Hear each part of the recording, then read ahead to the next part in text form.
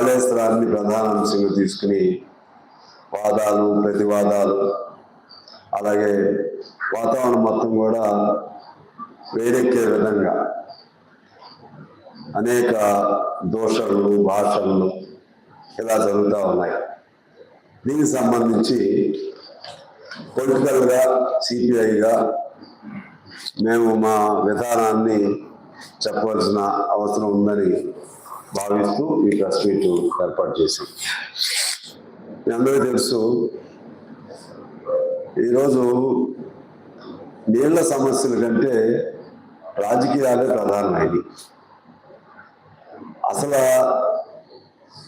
నీళ్లు, తెలంగాణ ప్రయోజనాలు వీటికంటే మించి ఒకవేళ అవసరం అనుకుంటే ఇప్పుడు బీఆర్ఎస్ ఉంది, ఈ పద్ధతుల్లో నీళ్లు చేయాలని చెప్పి వాళ్ళు కూడా నిపుణులు సలహాలను కూడా అంగీకరించుకోవాల్సిన అవసరం ఉంటుంది. కాంగ్రెస్ దానికి ఇది ఈ పద్ధతుల్లో అది సాధ్యం కాదని చెప్పుకోవడం తప్పులేదు. వాళ్ళు అడిగినా మీరు చెప్పినా. వాళ్ళు ఎక్కడికి పోయిందంటే వ్యక్తిగత దూషణలు, వ్యక్తిగత హననలు ఆ స్థితికి వెళ్ళిపోయింది. ఒక్కొక్కరు ఎంత తిట్టుకున్నారంటే ఒరే హవలా అని ఒక ఆయన అంటున్నాడు, ఒక నాయకుడు. అరే నీకు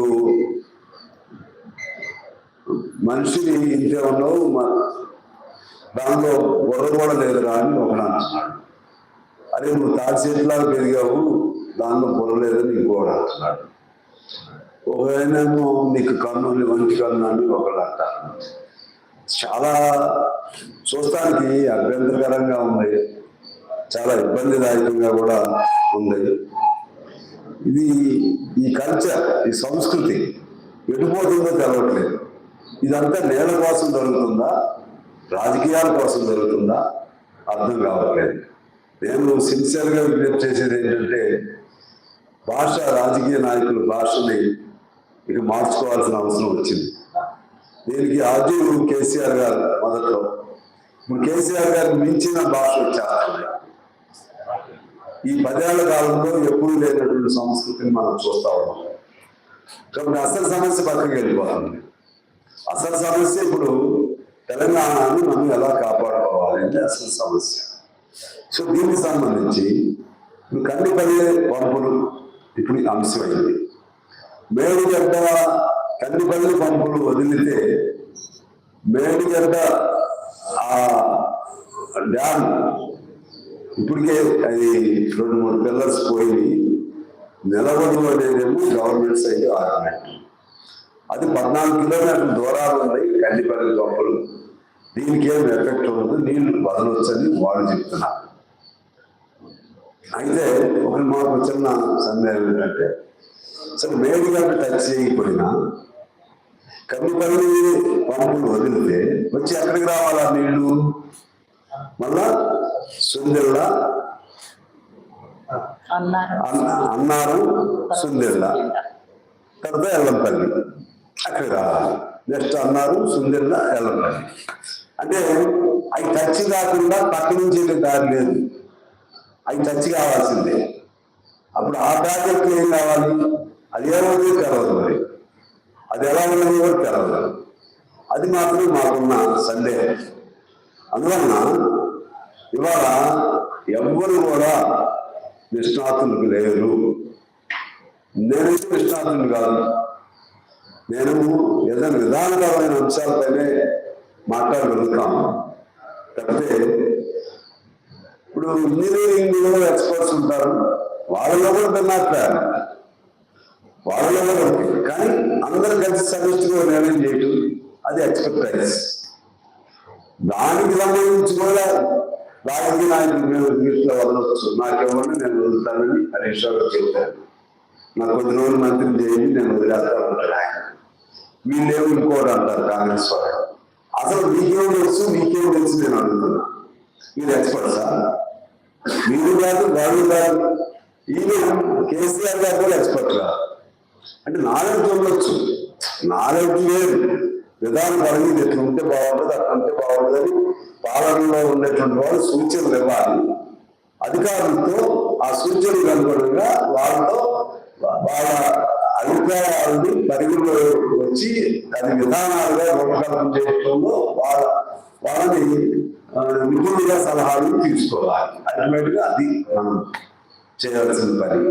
నువ్వు మరి కేసీఆర్ గారు కాళేశ్వరం చేశాడు దెబ్బగా మరి, అంటే అంతకుముందు ఇంజనీరింగ్ కూడా చేసింది చెప్పదంటే అందువల్ల ఏంటంటే దీనికి చాలా ఓర్పుగా ఉండాలి. తొందరపడితే అసలుకే ప్రమాదం వస్తుంది. మీరు మన నేషనల్ డ్యామ్ సెక్యూరిటీ ఏజెన్సీకి ఈ ప్రభుత్వం పెట్టింది. వాళ్ళు ఏం రాశారంటే ఈ డ్యామ్ ఇప్పుడు ఈ డ్యామ్ అని దాంతో పాటు కింద ఉన్నటువంటి అన్నారం సుందరులు కూడా ప్రమాదంలో ఉంటాయి నీళ్ళు వదిలేని వాళ్ళు రిపోర్ట్ రాశారు. రాసి వాళ్ళు ఎవరు పెట్టారు? సెంట్రల్ వాటర్ కమిషన్ పెట్టారు. 3 ఏళ్ళు అవుతుంది. 3 ఏళ్ల నుంచి వాళ్ళలో కాదలేదు, వీళ్ళలో కాదలేదు. కదిలించాల్సిన రాష్ట్ర ప్రభుత్వం వాళ్ళంటే వాళ్ళే. రాష్ట్ర ప్రభుత్వాలు ఎంతవరకు బాధ్యతగా పరిష్కారం అయ్యి దాన్ని అటు వదిలేశారు. ఆ వదిలేయడం వలన దాని రాజకీయ క్రీడ, వికృత క్రీడకు అది వేదికగా మారింది. అందువల్ల మేమేమంటున్నామంటే ఖచ్చితంగా ఇవాళ బీజేపీ నాయకులు ఉన్నారు, కిషన్ రెడ్డి గారు, ఇంకా ఇతర పెద్దలు ఉన్నారు, అలాగే కేంద్ర ప్రభుత్వం ఉంది. ఖచ్చితంగా తక్షణం ఇన్వాల్వ్ అవ్వాలి. Water commission report, water commission నుంచి నిపుణులను అక్కడికి పంపించాలి. పంపించి వాళ్ళు దాన్ని చూసి వాళ్ళు ఏ సూచనలు చేస్తే ఆ సూచనలు అమలు చేయాలి. ఇది మేము పార్టీగా మేము చెప్పదలుచుకున్న అంశం. ఎవరు ఏం చెప్పినా రాజకీయ నాయకులు చెప్పేది విధానాలకే పరిమితం కావాలి. దానిలో లోపలికి వెళ్ళి ఎక్కువ చెప్తే రేపు ఏదైనా జరగరాని ప్రమాదం జరిగితే చాలా ఇబ్బందులు ఉన్నాయి. దీనికి సంబంధించి ప్రభుత్వాన్ని కూడా నేను అడుగుతా ఉన్నా, అది ఇన్నేళ్ళు మీరు ఏం చేశారు, ఎందుకు రిపేర్ చేయలేదు, లేకపోతే ఎందుకు వాళ్ళు వెంట పడలేదు, ఈ ప్రభుత్వం కూడా సమాధానం చెప్పాలి. ఇంకా చెప్పాలంటే 9 ఏళ్ల నుంచి ప్రత్యామ్నాయ ప్రతిపాదన ఉంది. అసలు దాన్ని ఏం చేశారు, అదెందుకు గాలి వదిలేశారు? అదైనా అన్నిలేని వస్తే పరిష్కారం లభించేది. ఆ విధంగా చెప్పుకుంటూ పోతే పాతకాలంలోనూ కాళేశ్వరం మినహా మిగిలిన ప్రాజెక్టులు నిర్లక్ష్యమైంది. ఈ కాలంలో కూడా నిర్లక్ష్యం అవుతా ఉన్నాయి. ఆ నిర్లక్ష్యం అయ్యే క్రమంలో కొద్ది ఖర్చు పెడితే మహబూబ్ నగర్లో ఉన్నటువంటి జట్టింపాడు కానీ, కలవకుర్తి కానీ, లేకపోతే భీమా కానీ, ఇటువంటి అన్ని కూడా 4-5 ఉన్నాయి. కొద్దిగా ఉన్నాయి. అవి పూర్తయిపోతే నీళ్లు సాగులో పడతాయి. మా దగ్గర మా సీతారాం ప్రాజెక్ట్ నడుస్తా ఉంది. రాజశేఖర రెడ్డి గారు వేసిన శంకుస్థాపన నడుస్తా ఉంది. అది ఇప్పుడు ఎప్పుడైతే కూడా తెలవదు. ఇంకా దేవాదుల దగ్గర వెళ్ళారు. ఇంకా కొంత పెడితే అప్పుడు వస్తుంది, కొంత పోతుంది. ఇంక పూర్తి రావడానికి దేవాదుంది. అట్లాగే శ్రీశైలం ఎస్ఎల్బిది, ఇట్లా ఏది కూడా సంపూర్ణంగా తీసుకుని పూర్తి చేద్దామనే ఆలోచన ఎవరికీ ఉండట్లేదు. అందువల్ల సమస్య వచ్చింది కాబట్టి మనలో ఒకసారి మేము ప్రధానంగా ఈ నీటికి సంబంధించినటువంటి డిమాండ్ ఇంకేమైనా ఉంటే దాని రైతు సంఘ నాయకులు తప్పు గారు మాట్లాడతారు. ప్రధానంగా నేను చెప్పదలుచుకుంది ఏంటంటే నిపుణుల కమిటీని సెంట్రల్ వాటర్ కమిషన్ అప్రోచ్ అయితే వాళ్ళు పంపించి త్వరితగతిన ఆ అంశాన్ని తేల్చాలి. లేకపోతే దుర్భిక్షం రావచ్చు, అది ఇంకో ప్రమాదం రావచ్చు.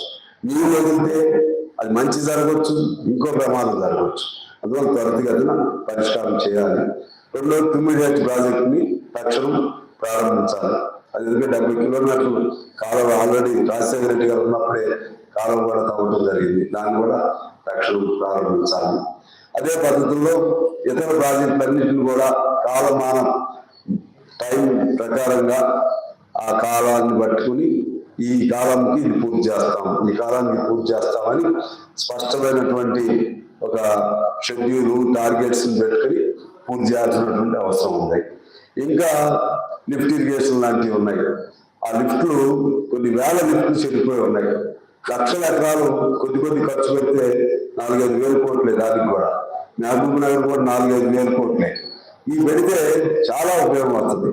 దేని ప్రాధాన్యత ఎక్కడిస్తున్నారో తెలవట్లేదు. గవర్నమెంట్ కూడా ఆ ప్రాధాన్యతల్ని జాగ్రత్తగా చూసి వాళ్ళు రైతులకు ఇబ్బంది లేకుండా, వ్యవసాయానికి ఇబ్బంది లేకుండా, ఇరిగేషన్ సకాలంలో సౌకర్యవంతంగా ఉండేలాగా చేయాలి.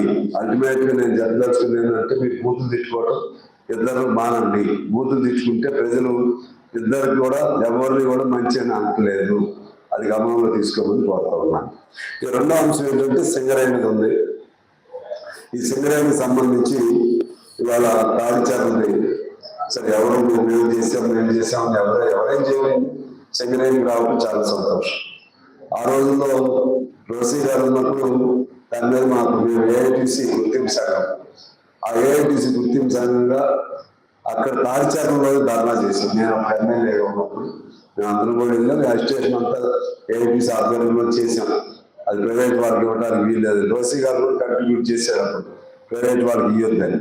మధ్యలో దాన్ని అట్లా త్రిశేణ స్వర్గం లాగా అయిపోయింది. ఇవాళ అసలు మంచి జరిగింది. ఇంకా మిగిలిన మైన్స్ కూడా చాలా ఉన్నాయి. అన్నింటి కూడా సింగరేణి మైన్స్ సింగరేణికి వచ్చే విధంగా కేంద్ర ప్రభుత్వం సహకరించాలి, కిషన్ రెడ్డి గారు సహకరించాలి, రాష్ట్ర ప్రభుత్వం అందుకు విషయాలు లేకుండా కృషి చేయాలని చెప్పి మేము డిమాండ్ చేస్తున్నాం. మూడో అంశం ఏంటంటే, ఈ సర్ ప్రోగ్రామ్ సంబంధించి 24న లాస్ట్ డేట్ పెట్టారు. ఈ 24 అనేది సాగట్లేదు. ఇక్కడ హైదరాబాద్ పరిసర ప్రాంతాల్లోనే దాదాపు 40 లక్షల ఓట్లు గల్లంత అయ్యే ప్రమాదం ఉందని వార్తలు వస్తూ ఉన్నాయి.